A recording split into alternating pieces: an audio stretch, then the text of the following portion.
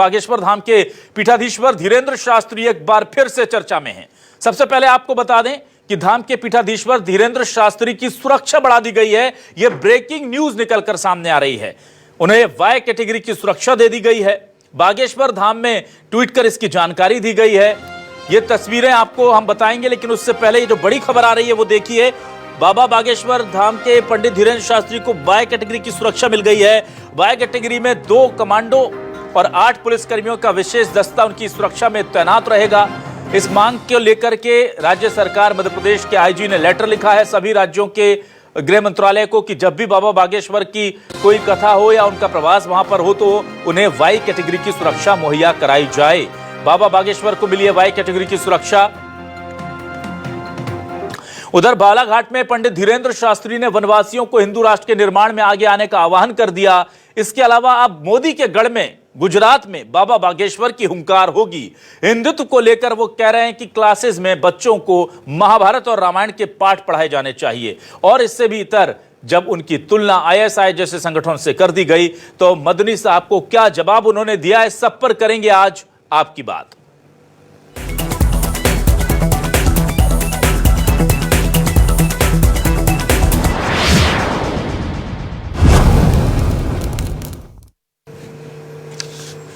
और आइए सबसे पहले देखते हैं कि हिंदुत्व को लेकर पंडित धीरेंद्र शास्त्री यानी कि बागेश्वर बाबा के महाराज ने क्या कहा है। हिंदुत्व को लेकर उनका बयान सुनिए। भोले भाले लोग हैं, उनको तरह तरह का हरि उल्लाह दिखाकर, उनको तरह तरह का प्रलोभन देकर सनातन धर्म से दूसरे पंथ की ओर ले जाते हैं। हमसे लोगों ने पूछा कि आप इतना रिस्क क्यों लेते हो। हमने कहा क्षमा करना, हम रिस्क नहीं लेते। हमारे दिल में हिंदुओं के प्रति उदार है कि हमारा हिंदू भटके ना। और हम वन में इसलिए कथा करने नहीं आए हैं, कथाओं की तो तारीख नहीं, लेकिन हम वन में सिर्फ आप लोगों के पास, क्योंकि हमें आप लोगों में अपने भगवान राम की छवि दिखाई पड़ती। तुम उस वंश के हो, उस खानदान के हो कि तुम्हारी पूर्वज की पीढ़ी ने भगवान राम का साथ जिस प्रकार दिया था, अब हम प्रार्थना करेंगे अब तुम्हारी फिर जरूरत है, अब तुम्हें हिंदू राष्ट्र का साथ देना पड़ेगा।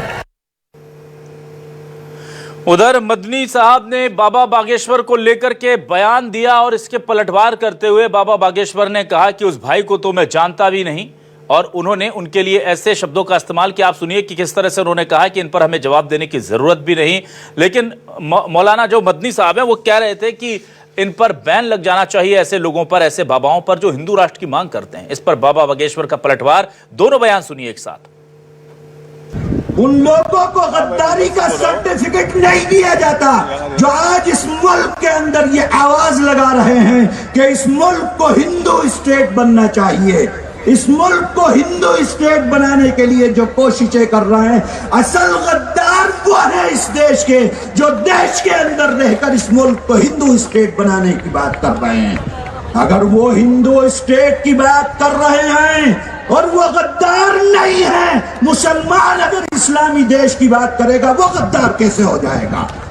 हिंदू राष्ट्र की बात अगर हिंदुस्तान में हिंदुओं के हित की, हिंदू राष्ट्र मतलब कोई पर्टिकुलर धर्म को स्थान देने की बात नहीं। हिंदू राष्ट्र का मतलब जातिवाद की बात। हम इन भाई साहब को जानते नहीं हैं, तो बाहियात बातों पर हम जवाब नहीं। आप पूरे संसार का कल्याण चाहते हो, आप चाहते हो कि कुरीतियां मिटे, तो हिंदू राष्ट्र क्या महाराज स्कूली शिक्षा में भी रामायण और महाभारत को शामिल किया जाना चाहिए? बिल्कुल करना चाहिए। ये भारत में नहीं होगा तो कहाँ शामिल होगा? पाकिस्तान में। और आइए अब आपको सुनाते हैं कि गीता और रामायण को स्कूल के सिलेबस में शामिल करने के लिए बाबा बागेश्वर ने किस तरह का आह्वान किया है। सुनिए बाबा बागेश्वर का ये बयान। महाराज स्कूली शिक्षा में भी रामायण और महाभारत को शामिल किया जाना चाहिए? बिल्कुल करना चाहिए। ये भारत में नहीं होगा तो कहाँ शामिल होगा? पाकिस्तान में। महाराज स्कूली शिक्षा में भी रामायण और महाभारत को शामिल किया जाना चाहिए? बिल्कुल करना चाहिए। ये भारत में नहीं होगा तो कहाँ शामिल होगा? पाकिस्तान में। और जब पंडित धीरेंद्र शास्त्री ने कहा है कि महाभारत रामायण गीता को सिलेबस में शामिल किया जाना चाहिए, अगर ये यहां नहीं होगा तो क्या पाकिस्तान में होगा? इस पर बीजेपी ने उनका समर्थन किया है और कांग्रेस ने कहा है कि सभी धर्मों की अच्छी किताबों को पढ़ाया जाना चाहिए, सभी धर्मों को सिलेबस में बराबर सम्मान मिलना चाहिए। सुनिए दोनों बयान।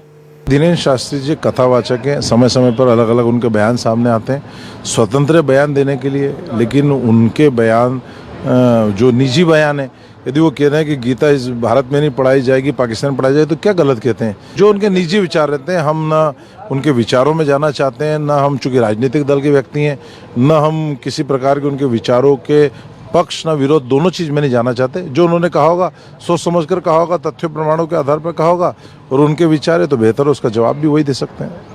बिल्कुल पढ़ाया जाना चाहिए। फिर उसके साथ जो है बौद्ध धर्म की जातक कथाएं भी पढ़ाई जाएं, जो जैन धर्म के जो ग्रंथ हैं वो भी पढ़ाए जाएं, आगम ग्रंथ जिन्हें कहते हैं। उसके बाद आर्य समाज का सत्यार्थ प्रकाश भी पढ़ाया जाए, इस्लाम का कुरान शरीफ भी पढ़ाया जाए। तो ऐसे तमाम तरह की जो धर्म ग्रंथ हैं उनको सबको पढ़ाना चाहिए। तो जाति व्यवस्था किसने फैलाई है, कौन सबसे ज़्यादा जाति की बात करता है, कौन ऊपर नीचे की बात करता है, ये उनसे पूछना चाहिए।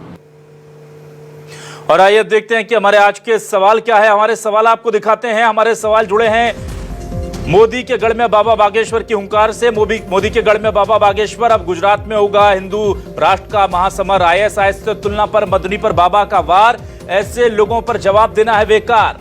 बाबा बोले स्कूलों में पढ़ाओ गीता रामायण, कांग्रेस बोली सारे धर्म को बराबर मिले सम्मान। बाबा बागेश्वर ने फिर भरी हुंकार, हिंदू राष्ट्र पर वनवासी और गुजराती करेंगे बेड़ा पार।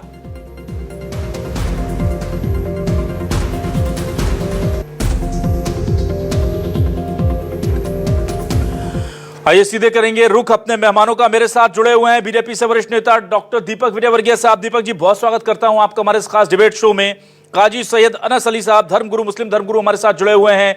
बहुत बहुत स्वागत है सैयद अनस अली साहब आपका भी। मेरे साथ मृणाल पंत जी हैं, कांग्रेस से वरिष्ठ नेता प्रवक्ता। बहुत बहुत स्वागत मृणाल जी आपका भी। और डॉक्टर अवधेशपुरी महाराज जी, हिंदू धर्मगुरु, हमारे साथ जुड़े हुए हैं। अवधेशपुरी महाराज जी, स्वागत है आपका। सबसे पहले आइए इस पूरे मामले को लेकर के बात मैं सबसे पहले करता हूं। काजी सैयद अनस अली साहब, आपके पास आता हूं। यह कहा जा रहा है कि हिंदू राष्ट्र की मांग करने वालों पर बैन लगाया जाना चाहिए, क्या आप इस मांग से इत्तेफाक रखते हैं? मदनी जी ने कहा है कि उन पर बैन लगा देना चाहिए। ISIS जैसे संगठनों पर बैन लगता है तो ऐसे लोगों पर भी बैन लगना चाहिए, क्या कहेंगे आप? बिस्मिल्लाहिर्रहमानिर्रहीम। भारत और भारत राष्ट्र के खिलाफ जो आवाज़ें उठ रही हैं उन सब के लिए बैन लगना चाहिए। जब हम इस्लामिक राष्ट्र की मांग नहीं करते, ईसाई राष्ट्र की मांग नहीं करते, तो हिंदू राष्ट्र की मांग भी नहीं होना चाहिए। दूसरी बात यह है कि हिंदू हमारे भाई जो हैं वो यहाँ मेजॉरिटी में हैं, उनको किस तरीके की क्या परेशानी है जो हिंदू राष्ट्र की बाबा मांग कर रहे हैं, और ये हिंदू राष्ट्र होगा कैसा, पहले तो ये बताना चाहिए। और क्या आप संविधान से मुतमईन नहीं हैं, जो अभी डेमोक्रेसी है इस मुल्क की, इससे मुतमईन नहीं है जो आप हिंदू राष्ट्र बनाने की मांग कर रहे हैं? तो मैं ये समझता हूँ कि ये हिंदू राष्ट्र की कोई ज़रूरत नहीं है। जो संविधान है हमारा, बाबा साहब ने जो संविधान बनाया है जिसमें सबको बराबरी का दर्जा मिला है, हम ये नहीं चाहते कतई कि जो वर्ण व्यवस्था है, जो आपके यहाँ ऊंची जाति नीची जाति का मसला है वो नहीं होना चाहिए। ट्राइबल आदिवासियों का मसला जो है उनको अछूता जो रखा गया था वो नहीं होना चाहिए। जो संविधान में सबको एक साथ बैठ के सारे काम करने की इजाज़त है। हर आदमी अपनी सलाहियत और अपनी काबिलियत के बिना के ऊपर कोई काम करेगा। वो डॉक्टर है तो वो डॉक्टर अगर अच्छा है तो उसको उसकी जाति और धर्म देख के नहीं देखा जाएगा, बल्कि उसकी काबिलियत और उसकी लियाकत और उसकी नॉलेज देखकर उसको आगे लाया जाएगा। ये हिंदुस्तान का संविधान कहता है, अनेकता में एकता का प्रतीक है। हम ये चाहते हैं कि इस तरीके की आवाज़ बुलंद होना ये सिर्फ एक फजूल बात है, इसका हमारे मुल्क से और हमारे मुल्क की तरक्की से कोई लेना देना नहीं है। इस बात का ऐलान करके मुल्क को नीचे ले जाने की तरफ जो कोशिश की जा रही है, हम उसकी मजम्मत करते हैं। ठीक है, मैं आता हूं दीपक जी आपके पास। दीपक जी, मुझे बताइए, हिंदू राष्ट्र की मांग करना, क्या बीजेपी इस स्टैंड के साथ है, या आपको लगता है कि नहीं, संविधान ने जो कह दिया है वही है फाइनल, और इस मांग के साथ इसका समर्थन बीजेपी नहीं करती? देखिए, पहली बात तो यह है कि इस देश में सबको अपनी अपनी बात कहने का हक है, अगर वो कानून के फ्रेमवर्क के दायरे में कही गई है तो।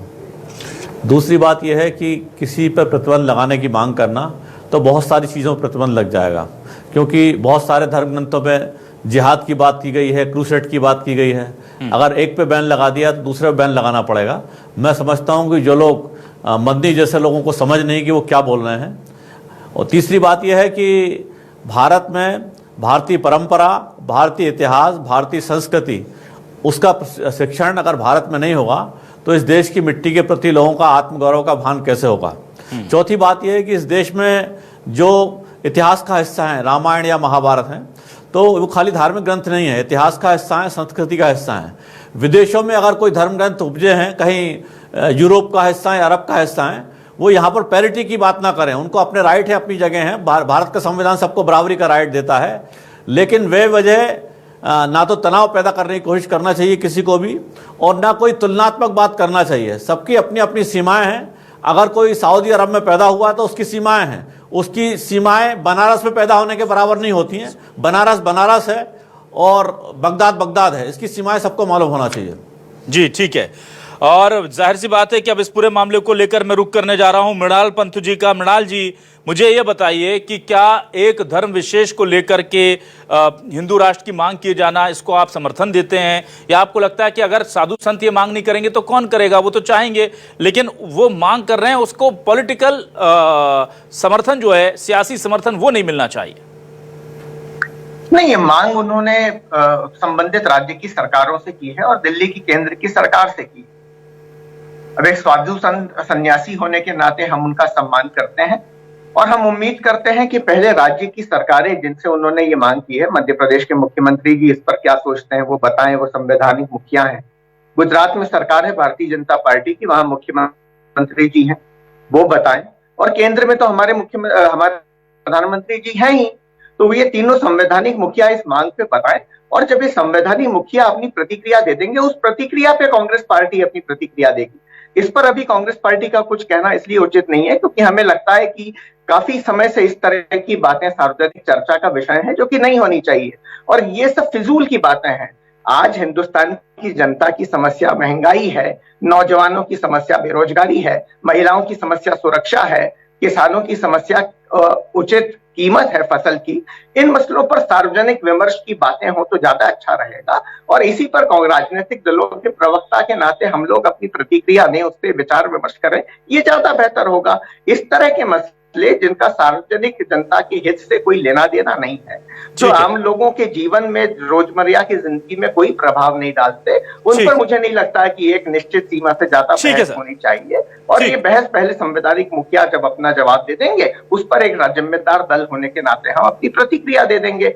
जहां तक गीता और महाभारत को कोर्स में शामिल करने का प्रश्न है, मुझे लगता है कि स्वागत की तैयारियों में, देश भ्रमण के दौरान स्वामी जी को ध्यान नहीं रहा और उनको किसी ने बताया नहीं कि ये सारे सम्मानित धर्म ग्रंथ पहले से ही सभी राज्यों में और सीबीएसई के पाठ्यक्रम में, जो केंद्र सरकार द्वारा के अधीन आता है, कांग्रेस की सरकार के समय से ही पाठ्यक्रमों का अभिन्न हिस्सा है। ठीक, चलिए मैं एक और बड़ी खबर इस वक्त दे देता हूं। अब मोदी के गढ़ में बाबा बागेश्वर की हुंकार होगी। जी हां, मोदी के गढ़ यानी कि गुजरात जाएंगे बाबा बागेश्वर, अहमदाबाद में लगेगा बाबा बागेश्वर का दिव्य दरबार, वडोदरा भी वो जाएंगे, और यहां दोनों जगह पर लाखों श्रद्धालु उनका इंतजार कर रहे हैं। 26 और 27 मई को लिंबायत में लगेगा दिव्य दरबार, ये कहा जा रहा है, और इससे लेकर के तैयारियां पूरी हो चुकी हैं। 29 और 30 को भी यहां पर दरबार लगना है, तो बाबा बागेश्वर का अहमदाबाद में दिव्य दरबार लगने जा रहा है।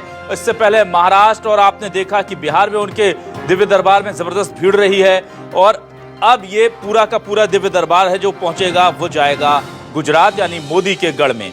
इस बीच में मैं डॉक्टर अवधेश पुरी महाराज जी के पास आता हूं।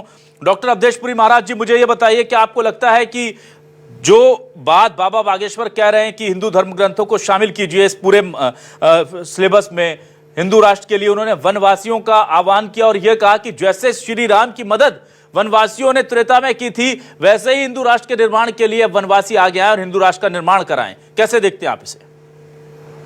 बिल्कुल, बहुत अच्छी बात है।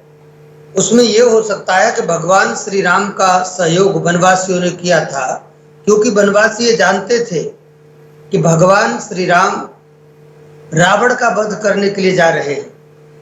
वह एक ऐसी विचारधारा का विरोध कर रहे हैं जिससे समाज परेशान है, देश परेशान है, मानवता परेशान है।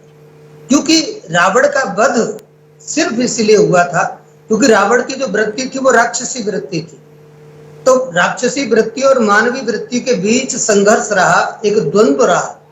इसलिए वनवासियों ने सोचा कि हम भगवान राम की सेवा करें, भगवान राम का समर्थन करें, जिससे कि वह रावण को मारने के लिए अपनी यात्रा में आगे बढ़ सके। और सिर्फ वनवासियों ने समर्थन नहीं किया, आपको यह भी मालूम होगा उसी रामचरितमानस में, रामायण में यह भी लिखा है कि वहां के बंदर भालुओं ने भी भगवान श्री राम का समर्थन किया। जंगल में रहने वाली जितनी जातियां थी सबने भगवान श्री राम का समर्थन किया। एक बिलनी भी समर्थन करती है। ठीक है। तो कहने का तात्पर्य है, ठीक है, बागेश्वर धाम या पंडित धीरेन्द्र कृष्ण शास्त्री ये कहना चाहते हैं कि वर्तमान समय में हिंदू राष्ट्र की आवश्यकता इसलिए है क्योंकि स्वतंत्रता के 75 वर्ष बाद भी न तो हम अपनी भाषा बोल पा रहे हैं, न तो हमारी भाषा को राष्ट्रीय भाषा का दर्जा आज तक प्राप्त हुआ है, न हम अपने कानून के आधार पर जी पा रहे हैं। हमारे देश में जितने भी कानून हैं, जो जानकार लोगों उनसे पूछिए, पुलिस वालों से, पुलिस के अधिकारियों से आप पूछिए कि आप जिस कानून का पालन इस देश में करा रहे हैं वो कानून कहाँ का है? इजराइल का कानून भारत की धरती पर आखिर क्यों चलेगा? अंग्रेजों ने जो कानून बनाए थे वो भारत की धरती पर 75 वर्ष बाद क्यों चलेंगे? ठीक है। और अगर चलेंगे तो स्वतंत्रता के मायने क्या है? तो कानून बदलने चाहिए और भारत में भारतीयता की बात होनी चाहिए। ये राम राष्ट्र है, ये राम जी का जन्म स्थल है, तो निश्चित रूप से हम इसको राम से जोड़ करके, राम की मर्यादाओं से जोड़ करके, राम के आदर्शों से और राम जी के चरित्र से जोड़ करके हम इसको महान बना सकते हैं, हमारे आदर्शों से जोड़ करके महान बना सकते हैं। ठीक है। दीपक विजयवर्गीय जी, मैं आपके पास आऊं, मुझे ये बताइए कि क्या आपको लगता है कि जो आज सुरक्षा बढ़ाई गई है, वाय श्रेणी की सुरक्षा दी गई है, उस पर भी अब सियासत होगी? आपको लगता है कि ये इंडिविजुअली सिक्योरिटी के लिहाज से बहुत जरूरी थी, क्योंकि मध्य प्रदेश से आईजी ने लेटर लिखा, केंद्र ने मंजूरी दे दी है और अब सभी राज्यों को यह पत्र चला गया है कि बाबा जहां भी जाए उन्हें सुरक्षा मुहैया कराई जाए। हालांकि धमकियां उन्हें पिछले कुछ दिनों से लगातार मिल रही थी। नहीं, मुझे लगता है कि ये पूरी तरह से सुरक्षा का मामला है और खुफिया एजेंसियों को संभवतः ये जानकारी मिली होगी कि पंडित धीरेन्द्र शास्त्री जी की सुरक्षा को या उनके जीवन को किन्हीं लोगों से या किन्हीं गिरोहों से कोई थ्रेट है, तो इसीलिए सरकार ने ये अनुशंसा की है और इसीलिए ये सुरक्षा उनको मिली है। तो ये पूरी तरह सुरक्षा का मामला है और उसको उसी नज़रिए से देखा जाना चाहिए। ठीक है। मैं अनस साहब आपके पास आता हूं। रामायण, महाभारत और गीता को शामिल किया जाए सिलेबस में, जबकि मृणाल जी कह रहे हैं कि ये ऑलरेडी हैं पहले से, लेकिन बाबा बागेश्वर कह रहे हैं कि इनको मतलब उनका कहने का तात्पर्य है कि इसको और ढंग से पढ़ाया जाए, अच्छे तरीके से पढ़ा जाए। इस मांग को कैसे देखते हैं आप? और कांग्रेस की जो मांग है कि सभी धर्मों के हिसाब से इसे पढ़ाया जाए, क्या आपको लगता है कि अभी जो शामिल है वो सब ठीक है, या आपको लगता है कि इसके रेशो में चेंजेस करने की जरूरत है? नहीं, बिल्कुल, मैं तो यहाँ इनकार करता हूँ कि महाभारत हो या रामायण हो या कुरान हो या हदीस हो या बाइबल हो या कोई और किताब हो, धर्म ग्रंथ जो हैं वो पेरेंट्स की जिम्मेदारी है कि आप अपने धर्म ग्रंथ पढ़ाने के लिए बच्चों को अपने घर में पढ़ाएं। स्कूल में बच्चा गया है तो वो सब्जेक्ट पढ़ेगा, स्कूल दुनियावी तालीम के लिए। किसी को डॉक्टर बनना है तो वो बायो साइंस पढ़ेगा, फिजिक्स पढ़ेगा, किसी को कुछ और पढ़ना है केमिस्ट्री पढ़ेगा, किसी को कुछ और सब्जेक्ट लेना है, वकील बनना है, लॉ पढ़ेगा वो। तो वहाँ एक नया बर्डन डाल देना, ये सब बातें हैं ज़बानी। क्योंकि इससे पहले आप ये बताइए कि आज से पहले क्या रामायण महाभारत की नहीं पढ़ाई गई? हमने तो ये देखा कि घर में लोगों के जो बड़े बुजुर्ग होते थे वो रामायण महाभारत का पाठ कराते थे। तो आज आप अपनी जिम्मेदारी को उठा के स्कूल के ऊपर आपने कर दिया कि स्कूल में रामायण महाभारत। तो मैं ये वही कहने वाली बात है कि जो एक विशाल हृदय लेके बैठने वाली बात है कि इस मुल्क के अंदर अगर हम रह रहे हैं, एक तरफ तो आप ये बात करते हैं कि साहब हमारे मुस्लिम भाइयों को और दूसरे दीगर भाइयों को कोई परेशानी का सामना नहीं करना पड़ेगा यहाँ इस मुल्क के अंदर, और दूसरी तरफ आप अपना छोटा दिल दिखा के सिर्फ रामायण महाभारत की बात कर रहे हैं। तो मेरा ये कहना है कि आप सभी धर्मों को एक नज़र से देखने की ज़रूरत है और इस तरीके की बातें करना, नफरत फैलाने वाली बात करना, ये सब नहीं होना चाहिए। मुझे एक चीज़ और दूसरी बात से एतराज़ है कि अभी यहाँ कहा जा रहा था कि मोदी के गढ़ गुजरात से में बाबा वो करेंगे। तो मुझे आपत्ति है कि गुजरात जो है वो मोदी का गढ़ नहीं है बल्कि गांधी का गढ़ है, और उस वहाँ नफरत का खात्मा हुआ था। और मुझे लगता है कि वहाँ की आवाम और पब्लिक जो है वो जवाब देगी इस बात का बाबा बागेश्वर धाम को कि ये मुल्क की जो रूह है और जो सोल है इस कंट्री की वो डेमोक्रेसी है। ठीक है मृणाल जी, मैं आपके पास आता हूं। नफरत का खात्मा होगा बहुत जल्द। ठीक है मृणाल जी, बाबा बागेश्वर पंडित धीरेंद्र शास्त्री पर ये आरोप लगते रहे हैं, खासतौर से कांग्रेस घेरती रही है कि वो बीजेपी को कहीं ना कहीं पॉलिटिकल माइलेज पहुंचाते हैं। और क्या ये जो वाई कैटेगरी की सुरक्षा मिली है उन्हें, आप इसके पीछे कोई पॉलिटिकल एंगल देखते हैं? आपको लगता है कि नहीं ये ठीक है क्योंकि लगातार उन्हें धमकियां मिल रही थी, लाखों लोगों की भीड़ में वो जाते हैं, ऐसे में उन्हें सुरक्षा मिलने पर कोई दिक्कत नहीं होनी चाहिए? किसी भी व्यक्ति को अगर ऐसा महसूस होता है कि हिंदुस्तान में उनकी सुरक्षा को खतरा है, तो हर उस व्यक्ति को सुरक्षा देना सरकार का फर्ज है। और इस नाते अगर महाराज जी को सुरक्षा दी जा रही है तो इसमें किसी को कोई आपत्ति नहीं होनी चाहिए। और समाज के किसी भी और तबके को जिसको ऐसा लगता है कि हम असुरक्षित हैं, उसके प्रति भी सरकार का ऐसा ही रुख होना चाहिए। महाराज जी ने बहुत अच्छी बात की और मैं उनके श्री चरणों में प्रणाम करते हुए उसमें कुछ जोड़ सकूं ऐसी तो मेरी कोई हैसियत है नहीं, परंतु इतना निवेदन करना चाहूंगा कि जैसे उन्होंने राम और रावण का कितने अच्छे तरीके से उन्होंने बखूबी बयान किया। रावण देखिए सनातन धर्म को मानने वाला व्यक्ति था। रावण भगवान शिव का सारे लोगों में से सबसे ज्यादा उपासक था, लेकिन वो अधर्मी था। इसका सीधा मतलब ये हुआ कि भगवान श्री राम ने अपने ही धर्म के उस अधर्मियों और उन तबके के खिलाफ भी लड़ाई लड़ी जो जैसे वनवासियों को साथ लेने की बात है, वानरों को साथ लेने वाली बात है। इसका ये अर्थ था कि निचला तबका या समाज का एक ऐसा तबका जिसको आप बराबरी का नहीं समझते, जिसको मुख्यधारा में नहीं जोड़ना चाहते, उसकी लड़ाई भगवान श्री राम ने लड़ी और इसलिए वो भगवान हुए, इसलिए मर्यादा पुरुषोत्तम हुए। हम सब यही भावना रखें और महाराज श्री ने ये बहुत अच्छी बात की, इसके लिए उनके श्री चरणों में प्रणाम। ठीक है, और जाहिर सी बात है कि इस पूरे मामले को लेकर बहुत विवाद भी हो रहा है, लेकिन दीपक साहब मुझे एक चीज ये जाननी है कि क्या आपको लगता है कि बाबा बागेश्वर अगर हिंदुत्व की इसी तरह से बयार बहाते रहेंगे, भले ही संवैधानिक तौर पर उनकी मांग का समर्थन ना किया जा रहा हो, लेकिन ये कहीं ना कहीं पक्ष में बीजेपी के माहौल बना रहा है, ऐसा माना जा रहा है, क्या आपको लगता है ये जो कनेक्शन जोड़ा जा रहा है ये ठीक है? देखिए ऐसा है कि बाबा बागेश्वर या पंडित धीरेंद्र शास्त्री जी कथावाचक हैं और भारतीय वाङ्मय या जो भी कथा कहीं उनके लिए आमंत्रित किया जाता है या जो कुछ दिखता है कि उनको बहुत सारी पराशक्तियाँ हासिल हैं, तो वो अपना धर्म का अनुपालन करने के लिए स्वतंत्र है, वो कथा अपनी तरह कहने के लिए स्वतंत्र हैं। और मैं समझता हूँ कि इसमें कोई टिप्पणी करना या कोई नकारात्मक बात करना, ये कोई भी करे तो अच्छी बात नहीं है। ये उनका अधिकार है, उनके जो सुनने वाले हैं लाखों लोग हैं उनका अधिकार है, उनके भक्त हैं उनका अधिकार है कि वो उनसे मार्गदर्शन प्राप्त करें। और ये धीरेंद्र शास्त्री जी का विवेकाधिकार है कि वो इस देश के इतिहास के बारे में, इस देश के समकालीन परिस्थितियों के बारे में अगर अपने भक्तों को कोई मार्गदर्शन देते हैं तो वो उसका हिस्सा हो सकता है। मैं नहीं समझता कि उन्होंने कोई राजनीति की है या किसी राजनीतिक दल या बात। कमलनाथ जी भी उनसे मिलते रहे हैं, दूसरे दलों के नेता भी उनसे मिलते रहे हैं। अब जो विचार हैं इस देश के बारे में वो किसी नागरिक के विचार हो सकते हैं। इस देश की जो लाखों साल पुरानी परंपरा है उसका सम्मान इस देश में होना चाहिए। जो जगह इस देश में भारतीय संस्कृति परंपरा को नहीं मिली है पिछले 70-80 सालों में मिलनी चाहिए, अगर वो ऐसा कहते हैं तो बिल्कुल सही बात है, उसमें कोई गलत बात नहीं है। ठीक है अनिल साहब, बहुत छोटा सा संक्षेप में आपसे एक मैं उत्तर चाहूंगा। आपको क्या लगता है कि क्या पंडित धीरेंद्र शास्त्री, बाबा बागेश्वर, इनके बयानों के पीछे, इनके आयोजनों के पीछे कोई पॉलिटिकल मोटिव भी आपको नजर आता है, या जैसे कि सभी को आजादी है देश में धर्म सभाएं करने की, वो भी कर रहे हैं?